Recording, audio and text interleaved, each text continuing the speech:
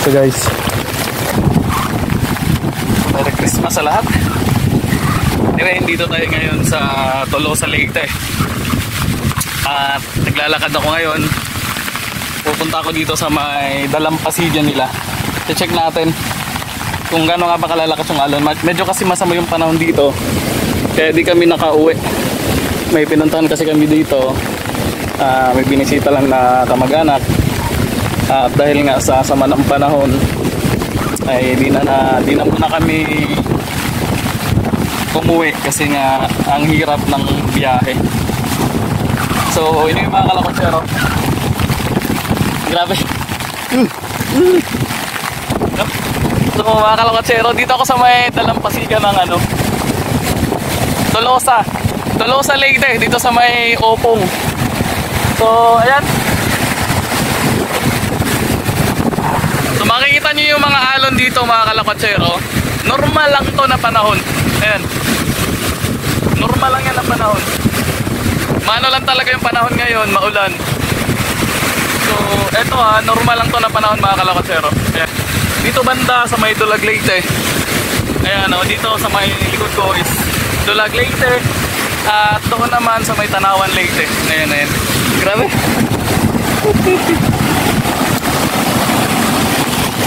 Grabe. Paano?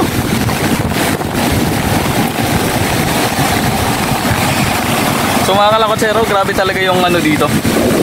Kaya nga nung nagka-Yolanda dito, share ko lang nung nagka-Yolanda. Actually wala ako dito nung nagka-Yolanda. Doon kami sa may Dulag. Doon banda sa may unahan. Eto. Kung makikita nyo, yun doon no. Eto dire-diretso mga siguro mga more than 50 meters pa is highway na. Pero itong dagat ng pag-Yolanda abot doon sa may highway. Ito mga bahay-bahay dito, wash out to lahat. Yan yung mga bahay-bahay dyan ng Yolanda. Ganon kataas yung alon dito. Ayan. Grabe.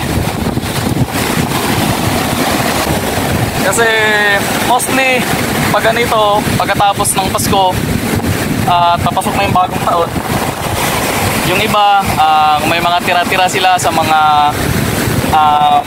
handa nila nung Pasko, ay naliligo sila sa dagat o di kaya nagbi-beach.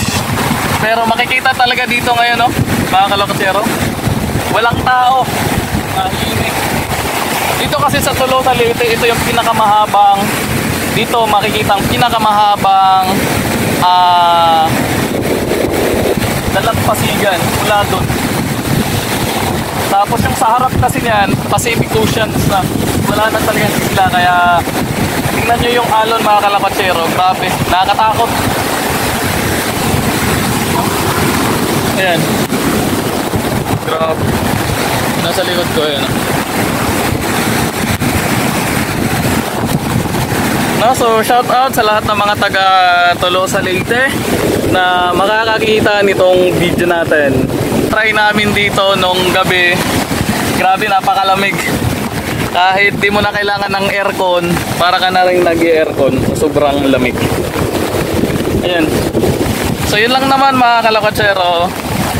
So see you sa next natin na episodes. Di tayo masyado nakapag-vlog ngayon kay masama yung panahon, maulan. Maubya. Hirap kasi mag-drive ng motor kung maulan. Ito, ang daming nyug dito.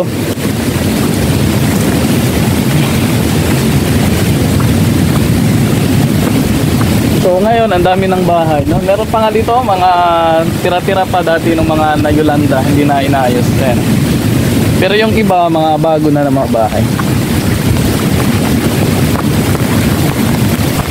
Dito, ayan, ito sira-sira na, ayan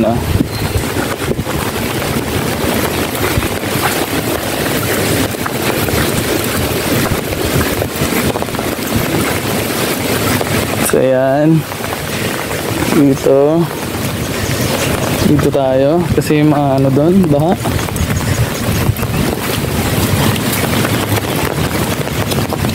So ayan oh, may mga bahay pa na sira na. Ayan, hindi na inayos ng Yolanda. Ito pa, ayan oh. Bahay ito dati, ayan. Ayan, sira din na bahay. Hindi na inaayos. Ito pa oh.